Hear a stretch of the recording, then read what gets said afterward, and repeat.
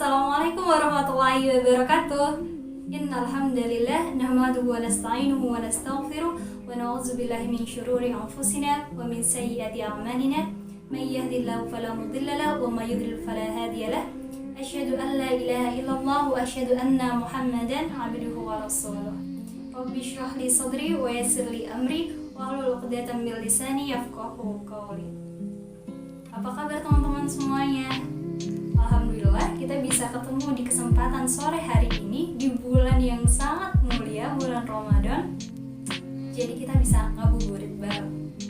Nah, karena tema kali ini adalah tentang remaja, maka seharusnya video ini adalah untuk kamu. Ya, kamu, para remaja. Para remaja yang tumbuh di era digital. Era teknologi di mana berbagai aspek kehidupan manusia ini sangat terbantu oleh teknologi.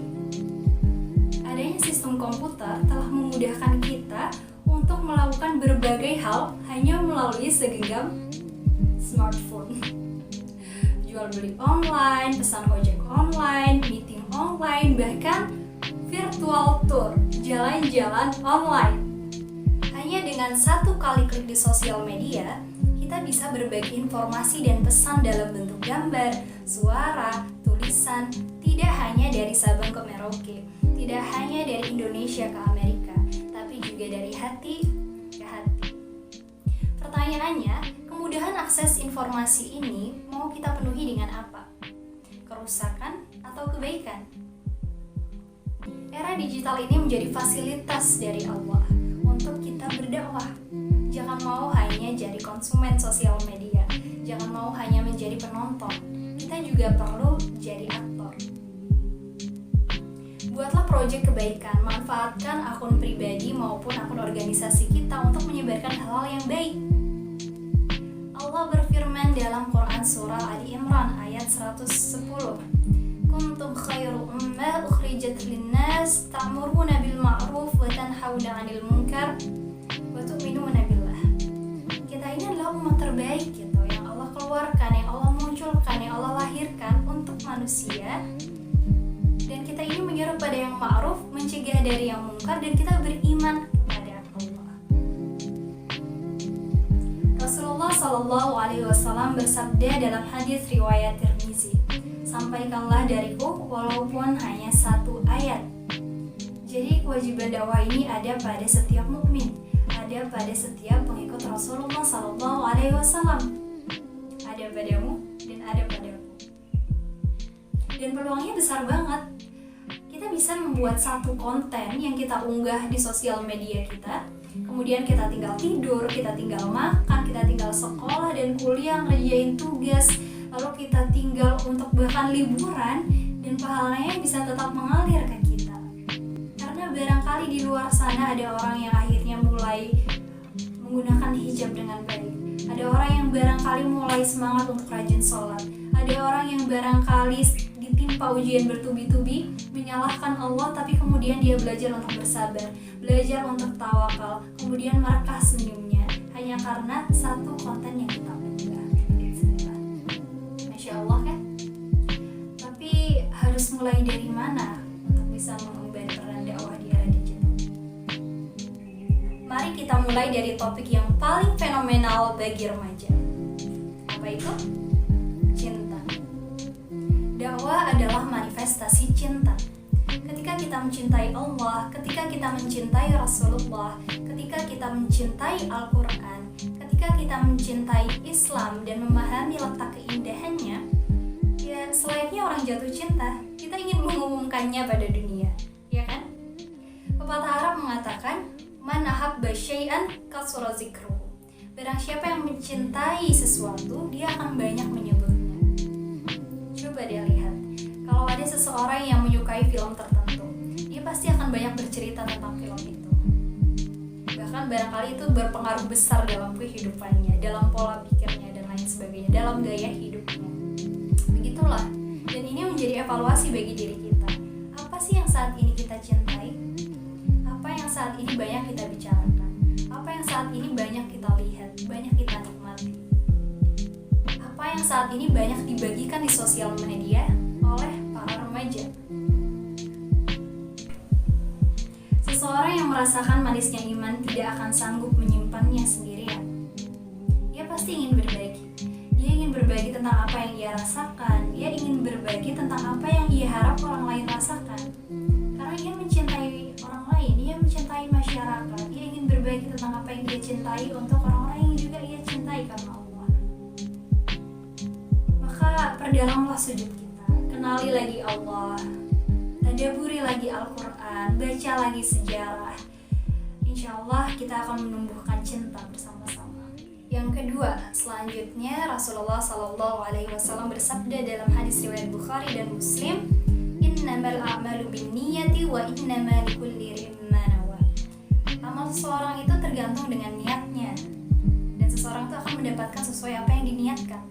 Disinilah pentingnya untuk terus memperbarui niat kita dalam berdakwah. Bukan karena ketenaran, bukan karena like, bukan karena komen, subscribe, share. Itu bukan yang utama, teman-teman. Tapi karena lillah. Dan Allah adalah sebaik-baik pemberi reward, sebaik-baik yang memberikan balasan. Apa kata Allah dalam Al-Quran? Kebaikan yang kamu kerjakan adalah untukmu. Dan dalam hadis riwayat Muslim disebutkan bahwa siapa yang menunjukkan pada jalan kebaikan, maka dia akan mendapatkan pahala sebagaimana orang yang mengerjakan. Masya Allah.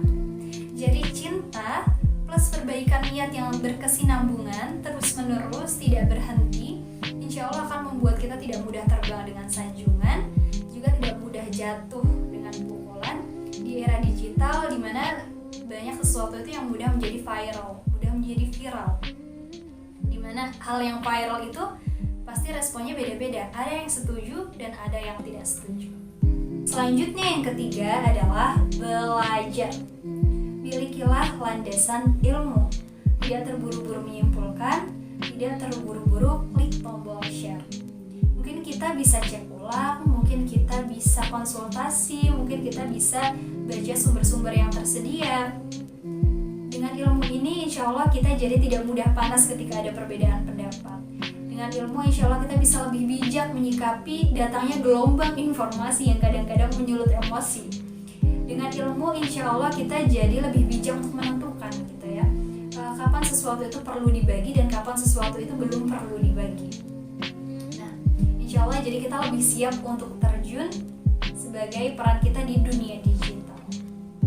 Keempat, yang terakhir dari saya adalah berhati-hatilah dengan dua sisi berbeda dari diri kita. Dalam surat As-Saff ayat 3 Allah berfirman, kabura maqtan 'indallahi an taqulu ma la taf'alun. Sangat dibenci di sisi Allah kalau kita itu mengatakan sesuatu yang tidak kita kerjakan. Artinya perbuatan kita berbeda dengan apa-apa yang kita bagikan, yang kita sampaikan pada orang lain. Nah, di sini kadang menjadi tantangan yang besar bagi teman-teman juga yang mungkin sudah mulai aktif berdakwah di sosial media. Kadang tantangan terbesarnya adalah bagaimana menyelaraskan sikap kita di dunia digital dan di dunia nyata, terutamanya ketika bersama keluarga. Maka jangan pernah menyerah untuk menyelaraskan keduanya. Insya Allah kita sama-sama perbaiki terus-menerus keduanya.